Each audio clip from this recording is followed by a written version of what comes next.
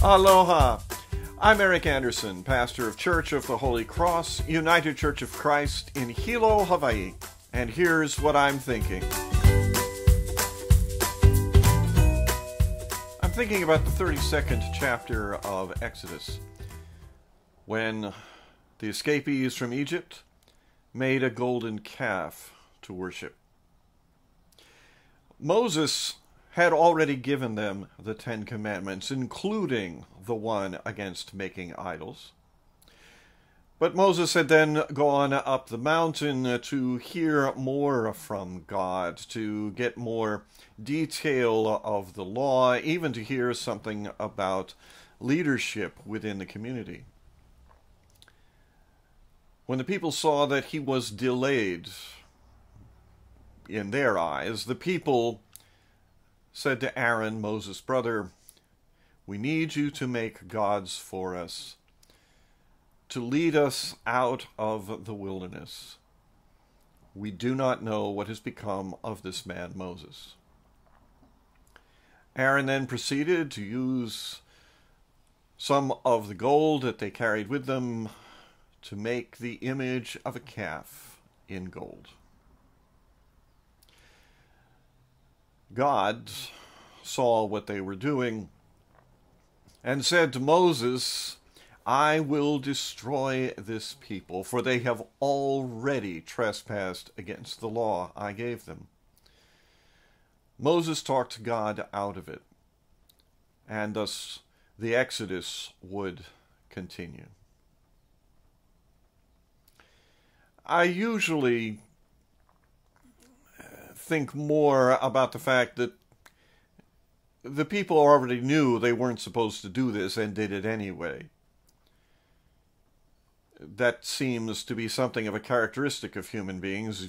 You know what you're supposed to do or not supposed to do, and you do the opposite anyway.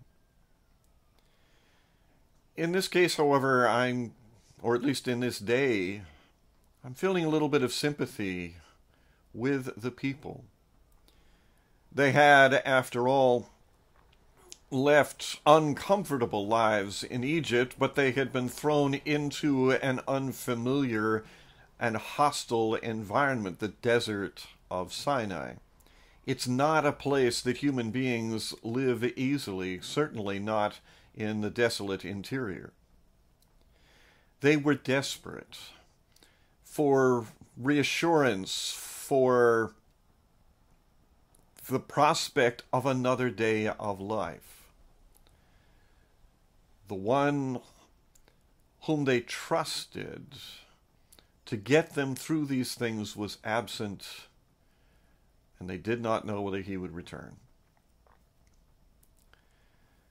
"Give us gods," they said to Aaron, because it would comfort their hearts. Human beings are subject to all kinds of stresses and traumas. Human beings live with all kinds of pain and loss. The people of Israel there in the wilderness were as stressed as a community could be. They needed comfort.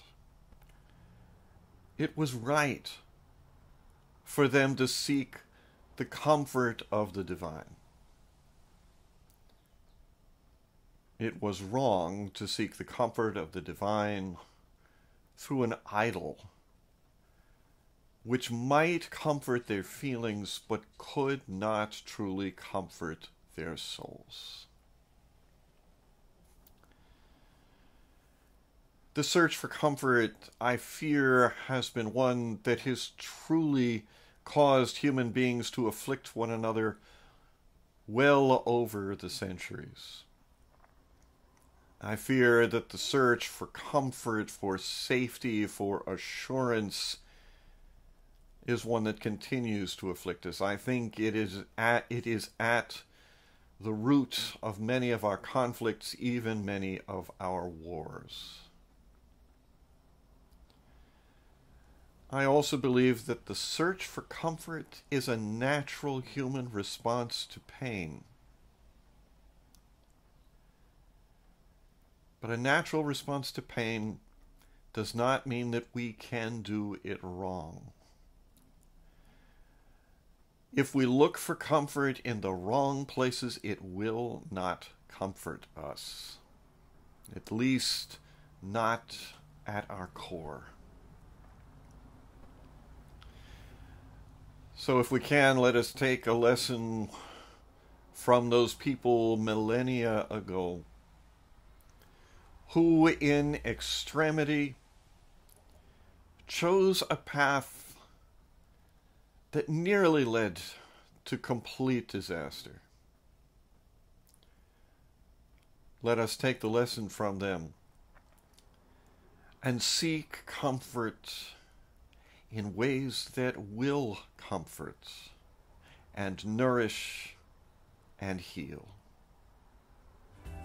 That's what I'm thinking. I'm curious to hear what you're thinking. Send me an email or leave me your thoughts in the comment section below. I'd love to hear from you. From Church of the Holy Cross, UCC in Hilo, Hawaii, that's what I'm thinking.